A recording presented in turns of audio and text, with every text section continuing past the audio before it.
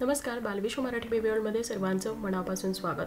कोणत्याही मंगल प्रसंगी घरामध्ये सत्यनारायणची पूजा असेल किंवा घरामध्ये कोणी गरोदर महिला असेल तर तिच्या आरोग्यासाठी, लहान मुलांच्या, लहान बाळाच्या सुदृढ आणि सुयोग्य अशा वाढीसाठी एक महत्त्वाचा पदार्थ कोणता असेल तर ते आहे पंचामृत। याला पंचामृत असं म्हटलं जातं कारण यामध्ये 5 असे पदार्थ आहेत जे मानवी शरीरासाठी अमृतासमान काम करतात। या पंचामृताचे गरोदर महिलांना असेल किंवा लहान बाळाला खूप सारे फायदे होऊ शकतात। बाळाच्या निरोगी आणि सुदृढ वाढीसाठी, त्याचबरोबर बाळाची रोगप्रतिकार शक्ती छान वाढण्यासाठी, बाळाच्या बुद्धीच्या विकासासाठी आणि त्याचबरोबर बाळाला भरपूर अशी ताकद, एनर्जी मिळण्यासाठी हे पंचामृत बाळाला खूप जास्त उपयुक्त ठरते।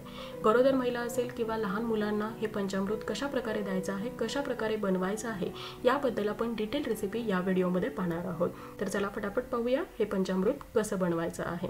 यासाठी मी इथे घेतलेलं आहे 1 कप गाईचं दूध, जे थंड दूध आहे। तुम्ही उकळलेलं दूध असेल, गरम केलेलं असेल तर ते थंड करून घेऊ शकता। त्यानंतर मी यामध्ये घालणार आहे 2 चमचे ताजं दही। तुम्हाला इथे दही ताजं घ्यायचं आहे जेणेकरून हे खूप जास्त आंबट होणार नाही। दह्याचे खूप सारे फायदे बाळाला होऊ शकतात।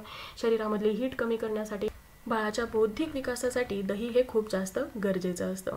त्यानंतर मी यामध्ये घालणार आहे 4 ते 5 स्वच्छ अशी धुतलेली तुळशीची पानं, जी हाताने मी कट करून यामध्ये टाकलेले आहे जेणेकरून याचा छान असा फ्लेवर यामध्ये उतरेल। त्यानंतर मी इथे टाकलेला आहे 1 चमचा गूळ। बाळ जर 1 वर्षापेक्षा मोठा असेल तर तुम्ही साखर देखील टाकू शकता, पण साखरेपेक्षा गूळ हा आपल्या आरोग्यासाठी, शरीरासाठी कधीही उत्तम असतो। त्यानंतर मी इथे घालणार आहे यामध्ये मध। बाळ जर 1 वर्षापेक्षा लहान असेल तर तुम्हाला मध हा स्किप करायचा आहे, मध घालायचा नाही। 1 वर्षापेक्षा मोठ्या मुलांना तुम्ही मध हे आरामामध्ये देऊ शकता। मधामध्ये असेल किंवा ही तुळशीची पानं आहेत, गूळ आहे, या सगळ्यामध्ये अँटीऑक्सिडेंटल प्रॉपर्टीज असतात की ज्यामुळे मुलांची रोगप्रतिकारक शक्ती आहे ही छान बिल्ड व्हायला मदत होते। त्यानंतर मी इथे एक अर्धा बनाना घेतलेला आहे, अर्धी छान अशी पिकलेली केळी घेतलेली आहे आणि ती छान मॅश केलेली आहे। बाळ जर मोठा असेल तर तुम्ही याचे तुकडे करून टाकू शकता, किंवा बाळ खूप लहान असेल, चावून खात नसेल किंवा बाळाला हे थोडंसं मोठं होत असेल तर तुम्ही याची प्युरी देखील यामध्ये टाकू शकता।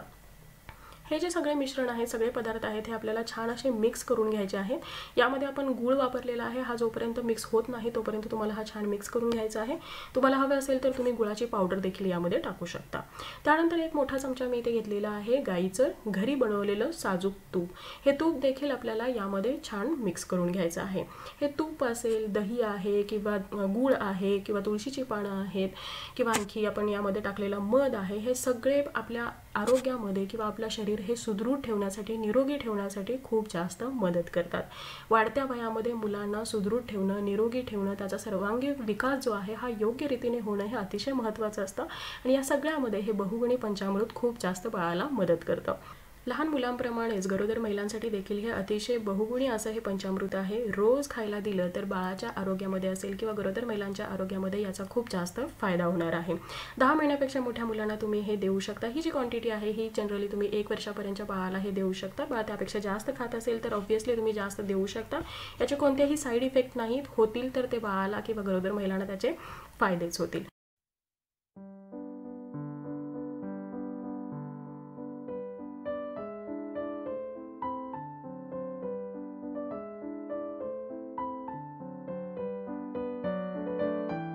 तर अशी ही बहुगुणी पंचामृताची रेसिपी तुम्हाला कशी वाटली ते सांगा। त्याचबरोबर तुम्ही काही वेगळ्या पद्धतीने जर हे पंचामृत बनवत असाल तर ते देखील कमेंट करून सांगायला विसरू नका।